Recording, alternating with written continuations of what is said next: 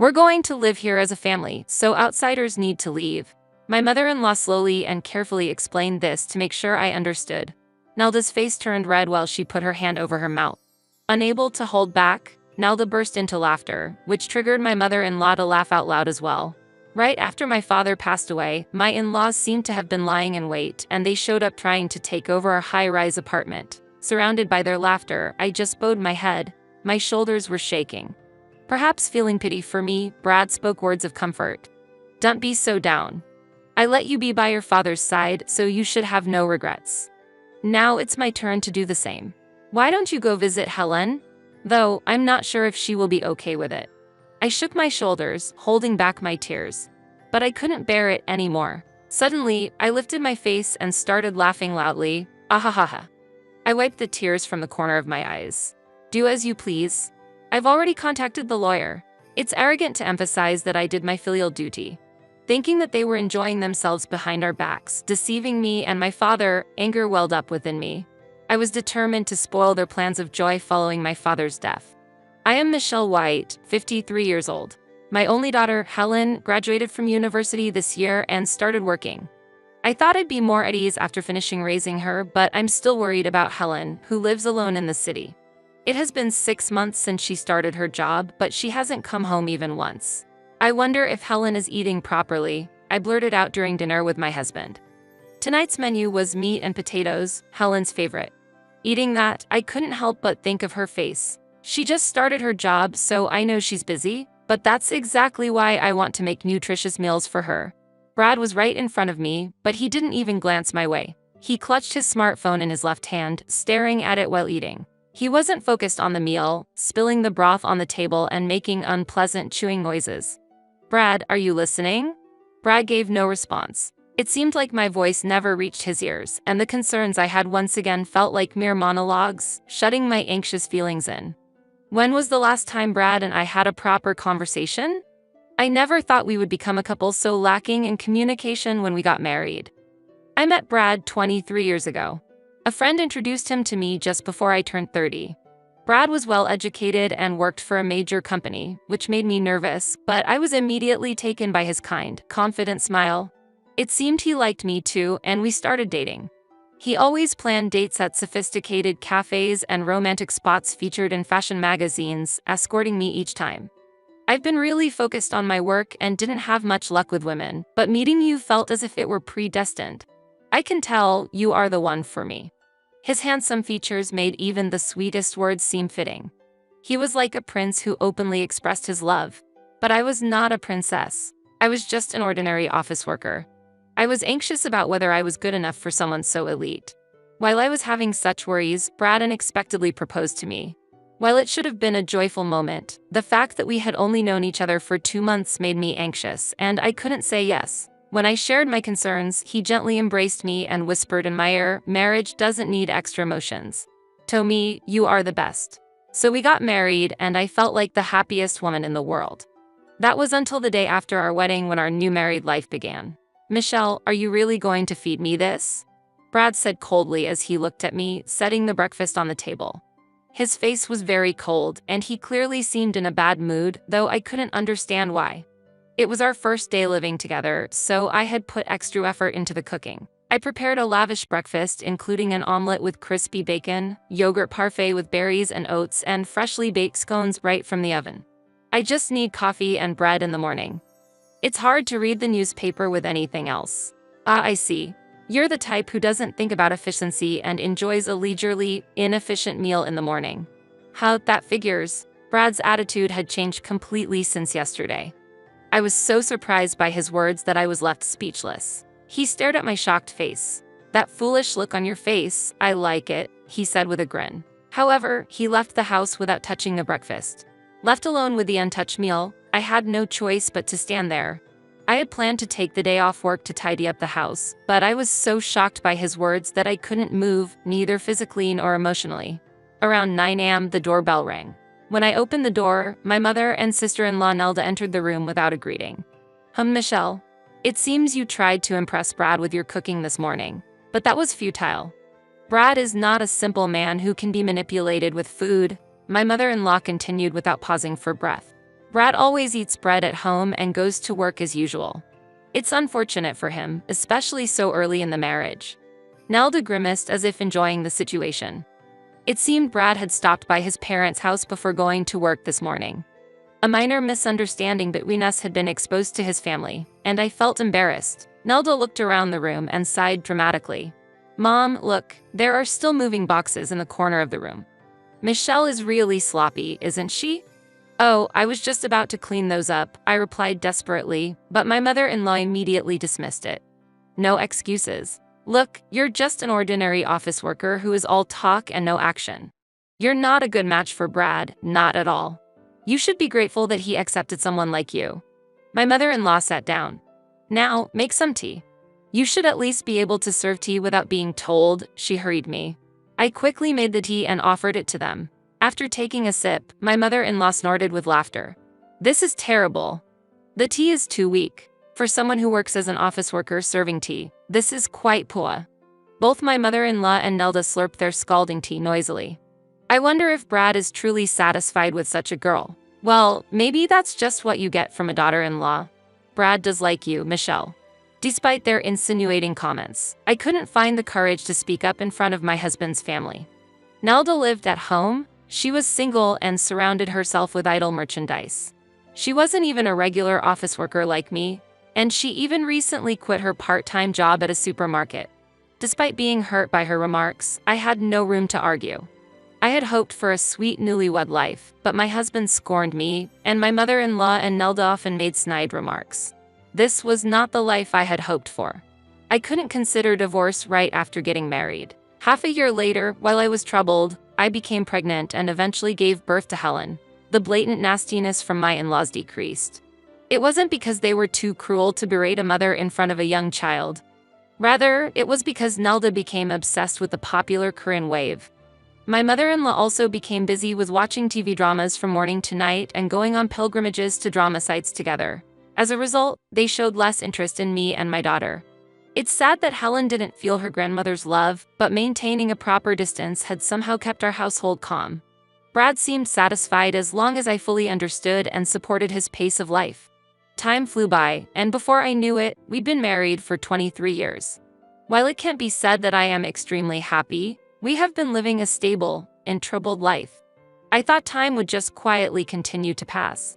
However, Brad surprisingly suggested something new. How about we live together now? I was so surprised that I dropped my spoon. Brad's voice, which I hadn't heard in a while, seemed almost like a hallucination. What? I gasped, feeling the blood drain from my face. I thought he meant living with my mother-in-law, but I was mistaken. Isn't your father going to rebuild his house? I thought, why not live together then? I had mentioned my father's house situation to Brad a few days ago but didn't get any reaction at that time. However, it seemed he had been listening after all. It's ridiculous that he wants to rebuild his house in his 80s, even if the house is aging.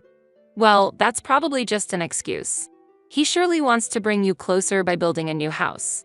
Your mother passed away a few years ago and your father is getting old. Living alone must be tough. While confused by the unexpected suggestion, I desperately tried to understand. But you know, I'd prefer to live in an apartment, not a detached house. It's us who are going to be living there long-term, not your father, so I hope this bit of selfishness can be excused in exchange for living together. Without mocking my stunned silence, Brad continued in a gentle tone. Also, I'm worried about you, Michelle. You worry too much about Helen. Now that you're finally free from childcare, it's time to start the second phase of your life. Changing environments will help refresh your mood. Thank you, Brad. Although he might seem aloof, he had been considering my feelings. Tears welled up in my eyes.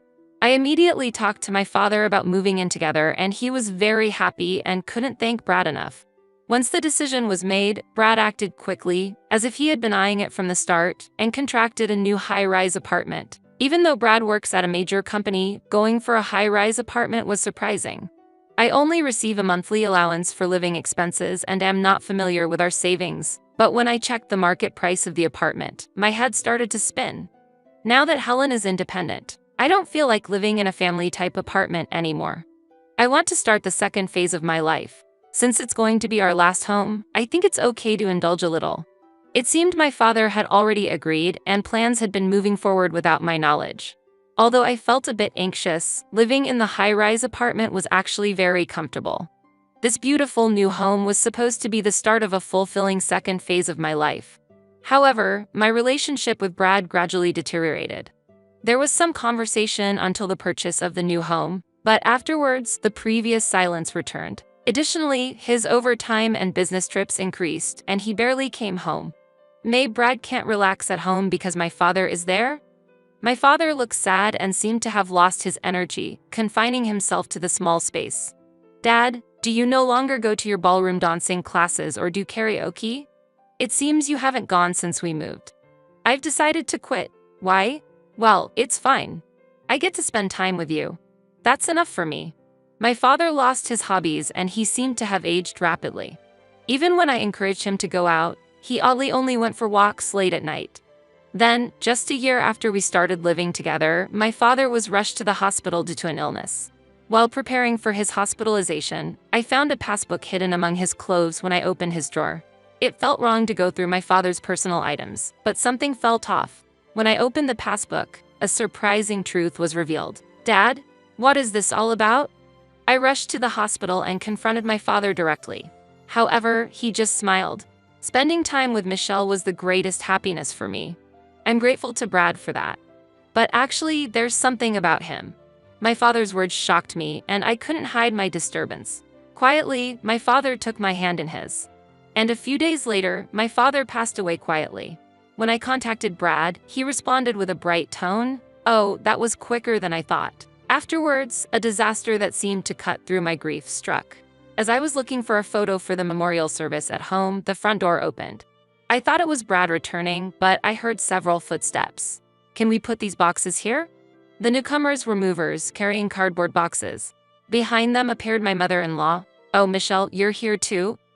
Nelda and Brad were with her. As box after box was brought in, I asked in astonishment, what are these boxes for? Can't you see? A tea-serving office lady seems to lack insight. Nelda and I are moving in. My mother-in-law answered nonchalantly.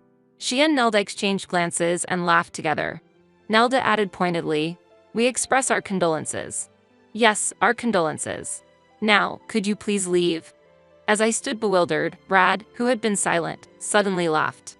Michelle doesn't get it, explain it to her in simpler terms. Then, my mother-in-law began to explain slowly. We're going to live here as a family, so outsiders need to leave. She slowly and carefully explained this to make sure I understood. Nelda's face turned red while she put her hand over her mouth. Unable to hold back, Nelda burst into laughter, which triggered my mother-in-law to laugh out loud as well. Now that the troublesome old man is gone, this house belongs to us. Their laughter echoed through the home that had once promised a new chapter in my life, now turning into a scene of betrayal and loss. Surrounded by the laughter of my mother-in-law and her company, I bowed my head as my shoulders were shaking. Perhaps feeling pity for me, Brad offered some words of comfort. Don't be so down. I let you be by your father's side, so you should have no regrets. Now it's my turn to do the same. Why don't you go visit Helen? Though, I'm not sure if she will be okay with it. I was shaking, holding back tears, but I couldn't bear it anymore. Suddenly, I lifted my face and started laughing loudly. Ahahaha. I wiped the tears from the corners of my eyes. Please do as you like. I've already contacted a lawyer. Brad and the others twisted their faces in surprise. Has she gone mad? How creepy. Ignoring their reactions, I left the house. Their presumption of doing me a favor by allowing me to fulfill my filial duties was offensive. Thinking that they had been enjoying themselves behind our backs, deceiving both me and my father, anger welled up within me. I was determined to spoil their plans of joy following my father's death. For the time being, I put them aside and made sure my father's funeral went smoothly without any disturbances. Of course, none of Brad's family attended. After successfully sending off my father, my revenge began. I did not return home but stayed in a business hotel. Then, on the following Sunday, I went back to the high-rise apartment, my resolve firm. Using the keys I had, I unlocked the entrance and led many relatives into the apartment. Nelda, dressed in casual home clothes, let out a shriek of surprise. Yikes, was her ugly cry. Brad and my mother-in-law frowned in astonishment. The relatives I brought with me quickly began packing items from the room into boxes. I'm here to organize some belongings, I announced as I entered. Initially, my mother-in-law responded with a nod, but her demeanor quickly changed, snapping, "Why suddenly? This is absurd. It's absurd? But you and Nelda moved in here suddenly without a word to me, didn't you?" I retorted. While my mother-in-law and Nelda were both angered and shaken, Brad quickly caught on. "Hey, don't touch our things," he shouted at the relatives who had begun to pack not just my personal items but also the furniture and appliances. Temporarily confused, my relatives halted their packing, but I urged them to continue. "Don't worry, these are my belongings, please take them to the new house. And their stuff to the storage unit," I directed them. My relatives nodded and continued to pack everything in the room. "What are you doing without permission?" Brad exclaimed. "Without permission? Isn't that exactly what you did?" I snapped back. As my relatives moved back and forth, a man in a suit appeared. "This gentleman is here from a real estate agency to appraise the property today." I introduced him. "Appraisal?" Brad reacted in shock, too bewildered even to accept the business card offered to him. "Yes, can't you see? Think about it a little, Brad. I'm planning to put this apartment on the market." Brad, my mother-in-law, and Nelda were all wide-eyed with surprise. Unable to hold back, I laughed aloud at their dumbfounded expressions. "Why are you surprised? This house was purchased by my father and you all have no right to live here." Meanwhile, my mother-in-law, in a panic, insisted, "What do you mean? Wasn't it just that Michelle's father helped with the down payment?" Pressing Brad for answers. It seemed she was under the misconception that my father had only contributed a small amount of money. Brad remained silent. As the room quieted down, I explained the situation. I truly appreciated Brad suggesting that we live with my father, but it turns out he was just after my father's assets. In reality, Brad had persuaded my father to buy the apartment without my knowledge, and that was the hidden condition of our cohabitation. My father had exhausted his savings to purchase the apartment. What's the problem? It's smarter for us to buy the apartment than for an elderly person to rebuild a house unnecessarily. It's a wise investment. In the end, Michelle did her filial duty, so no complaints are needed. Indeed. I am thankful for the time I spent with my father. See? Brad's confidence was revolting. Remembering my father's bank account pained me. Initially, it was emptied for the apartment purchase, and thereafter, as soon as the pension came in, it was immediately withdrawn. My father's decreased enjoyment of his hobbies was because he no longer had the financial freedom. Not only the savings, but you were also withdrawing the pension as living expenses. How greedy can you get? Unable to bear my direct gaze, Brad looked away. However, now I'm glad that my father bought this place. As his only daughter, I inherit this home and can put it on the market right away. It would have been troublesome if you had contributed even $10,000 to make it a joint ownership. So, what was that about outsiders should leave? Don't make me laugh. You're the ones who need to leave this house. To cover Brad's embarrassed face, my mother-in-law stepped forward. Yes, sorry. It was really wrong of us. My son has caused trouble. Is that enough? We're sorry for using your beloved father-in-law's money. But he's passed away. Why blame Brad for something a deceased person was involved in? Michelle, you really are persistent. My mother-in-law had completely shifted gears, realizing the direness of the situation while Nelda approached me. Who said you are an outsider? Stop this ridiculous joke. We are family. We came because we thought you'd be lonely after your father-in-law's death. Why don't we live together nicely? The audacity of them acting like family after trying to drive me out was beyond infuriating. I don't even feel angry anymore. Brad, what do you think? Am I an outsider? Are you thinking of divorce? Brad answered in almost an inaudible voice. No, I'm not planning to divorce. I love only you, Michelle, so please don't say anything about selling the house. The Brad who had once looked down on me was no longer there. Seeing Brad hang his head in shame, I couldn't understand why I had ever been accommodating to him. You love me? That's clearly a lie. After all, you're just after the house I inherited, I said provocatively. No, I truly love you, Brad retorted. Stop it, you're making me sick. How dare you say those words after having an affair? That's shameless. At that moment, I confronted him with several photos. They were pictures of Brad entering a hotel with another woman, looking intimate. Brad had no room for denial. What is this? He stammered. These are pictures I got from Dad, I informed him. From that old fool. Brad hadn't been coming home and was just demanding money. Dad was suspicious all along. I was shocked because I hadn't doubted you. When you spend a lot of time with someone, you don't notice the abnormalities. I don't know how long you've been cheating, but I feel like all the time I spent with you was wasted. It really hurts. My father, unfamiliar with using his mobile phone's camera, had taken several photos of Brad's infidelity. He had debated whether to tell me, but had collected evidence during his supposed night walks. Just before he died, he told me about the infidelity along with the financial issues. "Let's get a divorce," I initiated. "But Michelle," Brad tried to interject, but I cut him off. "Do you think you have a choice?" Brad clenched his teeth. My mother-in-law clung to Brad's arm, whispering accusations. "This isn't what we planned. We thought Michelle was just a simple office lady that we could easily manipulate." Confirming that I was chosen as a marital partner as merely a housekeeper and understanding why Brad's attitude cooled after the marriage. It turned out that the father of the so-called housekeeper was financially well off, seen as useful, and exploited similarly. An office lady should be obedient. Why are you resisting? You used to be so quiet, and now you've become clever as you've gotten older. This is marital fraud. Brad was deceived. My mother-in-law cried as she clung to Brad. It pained me to corner a crying mother-in-law, but I couldn't remain silent any longer. "You keep mocking me as just an office lady, but isn't that all in the past? Dragging decades-old issues into the modern days with such outdated views is extremely backward. It's like you're declaring yourself outdated. Don't you find that embarrassing?" My mother-in-law was visibly angry. "How dare you, a mere daughter-in-law, speak like that?" she retorted.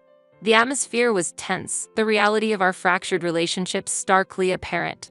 The house, once a symbol of familial unity and potential prosperity, had become an arena of betrayal and exposed secrets, underscoring the vast gulf of misunderstanding and manipulation that had underpinned what I once believed was a loving relationship. Brad, with tears in his eyes, raised his voice in defiance. "Yeah, you couldn't live without me." He trembled like a small dog trying to stand its ground. "Brad, you know I worked too. Maybe my salary wasn't enough for the high rent or for Helen's education expenses. But," tears spilled from Brad's eyes, yet I continued, "I can earn enough to cover my own living expenses. It was tough to balance raising a kid and work, but I'm really glad I kept going. Thank you for everything, Brad. Goodbye." My mother-in-law glared at me with fury, but as Nelda tried to intervene, my mother-in-law ignored her and screamed her true feelings. "A daughter-in-law doesn't need judgment or money. Being stupid is enough."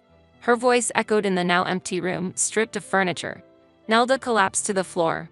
Brad looked up to the heavens. The subsequent disputes were intense, but eventually, the house was sold and the divorce from Brad was finalized. When I filed for division of assets due to his infidelity, Brad quietly agreed. "Help me, I almost have no savings." While he had been wasting money, it turned out that his salary was much less than expected. Despite working at a large company with a high education, he had not advanced to a useful position even after turning 50, was not entrusted with significant tasks, and hardly did any overtime. As a result, his take-home pay was nearly the same as a new employee. Of course, his claims of being away on business or working overtime were lies. He was actually having an affair. That's why he broke down whenever we talked about money. What exactly had Brad been doing at his job? The thought that he might have been doing nothing more than making copies and serving tea was almost laughable. I made sure to receive a substantial amount in division of assets from Brad without mercy. Just when everything seemed settled and I felt relieved, only 3 months after the divorce, Brad reached out to me, suggesting we get back together, which made me shiver. "Michelle, won't you start over with me from the beginning?" Previously, Brad had been proud of his job, but after our divorce, he moved into a cheap 2-room apartment with his mother and Nelda. The reality of his situation and his attempt at reconciliation felt both pitiful and infuriating. My journey had brought me too far to consider turning back to a man who had revealed himself so thoroughly. Brad's unexpectedly low salary shocked his mother, who had been counting on his high income. After several loud arguments in their thin-walled apartment, Brad left his mother and Nelda behind. Feeling mismatched with his company's expectations, he resigned from his job, despite deciding to start a new life with his affair partner. Once his financial instability became apparent, he was abandoned and eventually returned to me. Seeing Brad completely misunderstand his own situation was disheartening. When I demanded property division from his affair partner, she was furious, accusing Brad of being with her for money, yet there was never any future in their relationship. "I cannot possibly get back together with you." I firmly refused him. Brad left, deeply hurt, but the problems didn't stop there. "We have no money. Please, can you help us? Or at least lend us some? Brad's mother and Nelda pleaded with me. It seemed Brad had returned to his mother's side. Despite claiming to be an elite, he spent his nights living lavishly in the city, quickly accumulating debt which he seemed to ignore. With no choice left, his mother and Nelda began working part-time jobs, though it seemed to have little effect. I don't have money to lend to others, I told them. In a normal family, I might have considered helping them in times of trouble, but they had unmistakably treated me as an outsider. I had spent too long playing the role of the good daughter-in-law. Since the divorce, I've relished a life without obligations to anyone. Moreover, my small apartment, where I now live alone, isn't lonely because Helen frequently visits. It's a stark contrast to a home with a grandiose father and a somber mother. Mom, you've really changed, Helen noted. Yes, perhaps Grandpa protected me in his way, giving me the courage to change, I said as I handed her freshly made meat and potatoes, her eyes lighting up with joy. I'm so happy. I love your meat and potatoes. Helen savored a bite, her eyes narrowing in contentment. This new chapter of my life, free from the shadows of manipulation and deceit, filled me with a profound sense of peace and autonomy. The sense of happiness that comes from being cherished by someone fills my heart, even giving me a sense of purpose in life. I am inspired to continue transforming myself, hoping to become strong enough to protect my daughter. Don't worry, the taste of the meat and potatoes hasn't changed, I assured her. Helen tilted her head, puzzled, but seemed relieved. I hope for these peaceful moments to last forever, a sanctuary of love and tranquility where we can both thrive, free from the tumult of the past.